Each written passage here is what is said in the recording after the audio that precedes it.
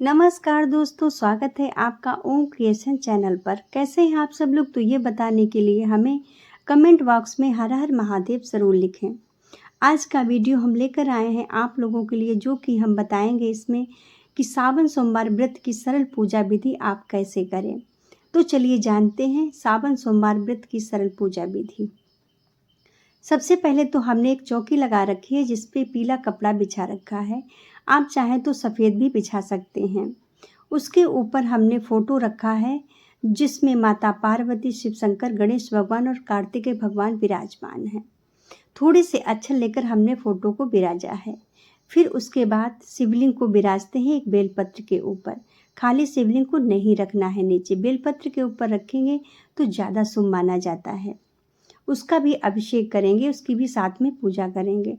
अगर आपके घर में ये शिवलिंग ना हो तो आप मिट्टी की पार्थिविक शिवलिंग बनाकर भी पूजा कर सकते हैं। पास ही में नंदी बाबा को बिठाया है। अब हम फोटो पर जल चढ़ाएंगे। सबसे पहले गणपति बाबा को अलग से नहीं बिराजा है क्योंकि फोटो में गणपति बाबा बने हैं। कहते हैं कोई भी पूजा पाठ हो सबसे पहले गणपति भगवान की पूजा की जाती है। उसके बाद शिवलिंग को हमने जल चढ़ाया है। फिर शिव शंकर को जल चढ़ाने के बाद शिव शंकर जो फोटो में बने हैं उसमें हम चंदन लगाएंगे, जो कि पीला चंदन हमने यहाँ पे लिया है।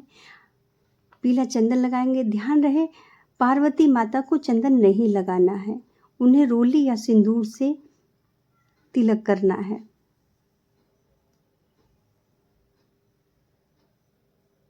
उसके साथ ही हमने गणेश भगवान और कार्तिकेय भगवान की भी रोली से तिलक किया है।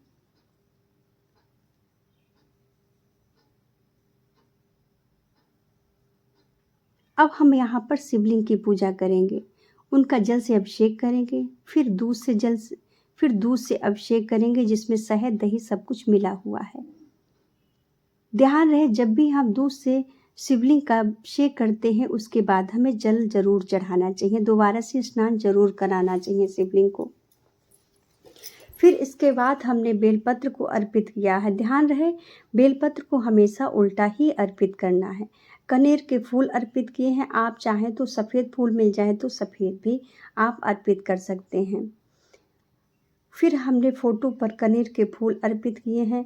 विधि विधान से ऐसे ही आप पूजा करते जाएं। जो भी आपके पास सामग्री में, फूल पत्तियों में जो भी है वो आप चढ़ाते जाएं।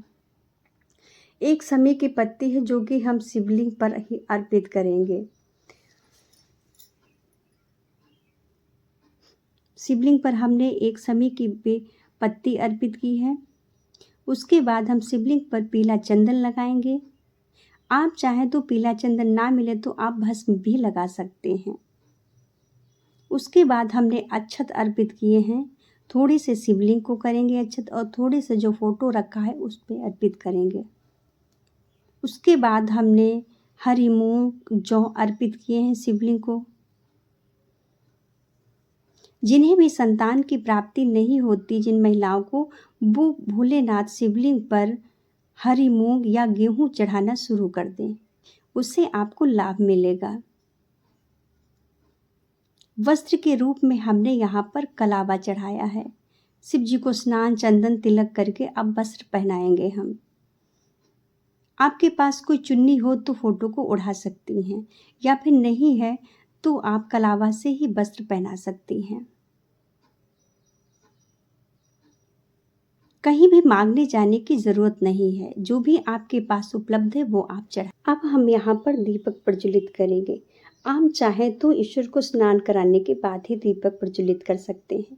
अगर आप भूल गए हैं, भूल चूक हो गई आपसे है और आप बेलपत्र या फूल सब चढ़ा चुके हैं, उसके बाद भी आप दीपक जला सकते हैं। फिर उसके बाद धूप बत्ती को भी साथ में जलाना है और धूप बत्ती सबको दिखाना है।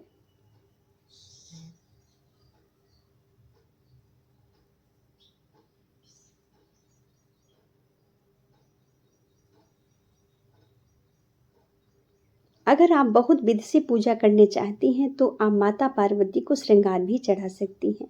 श्रृंगार में श्रृंगार का पूरा श्रृंगार हो, साड़ी हो, आप जो भी आपको उपलब्ध हो वो आप माता पार्वती को चढ़ा सकती हैं। पहले सोमवार को ये सब चढ़ाना है। और लास्ट सोमवार तक चढ़े रहना है। उसके बाद आप कहीं दान कर सकते हैं। उसके बाद हमने यहाँ पर फल चढ़ाए हैं। फल के बाद हमने दक्षिणा यहाँ पे चढ़ाई है। फिर उसके बाद अब नंदी भगवान की पूजा करेंगे। सबसे पहले नंदी को जल चढ़ाया है, उसके बाद चंदन लगाया है, फिर उसके बाद हमने बेलपत्र, दूब, खासकर नंदी बाबा को दूब चढ़ाना बहुत ही फलदायी माना जाता है। शिवलिंग पर भी दूब चढ़ाना बहुत ही फलदायी होता है। कहते हैं कि नंदी बाबा को दूब अति प्रिय होती, हरी घास अति प्रिय होती है।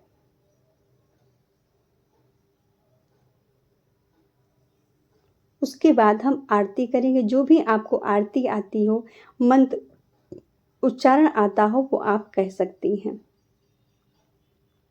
अगर आपको दीपक जलाने का मंत्र आता हो तो आप दीपक जलाते समय मंत्र कह सकते हैं, जिससे कि आपको लक्ष्मी की प्राप्ति होती है। आचमन करा के दिया का फिर हम सब भगवान देवी देवताओं को आरती देंगे। उसके बाद जो भी आपके पास मीठा उपलब्ध हो, अगर कोई मीठा उपलब्ध ना हो तो आप शक्कर का भी भोग लगा सकते हैं। भगवान की जो प्रतिमा रखी है उस पे भी भोग लगाइए। भगवान सबको शिवलिंग का भोग लगाइए और फिर नंदी बाबा का भी भोग लगाइए।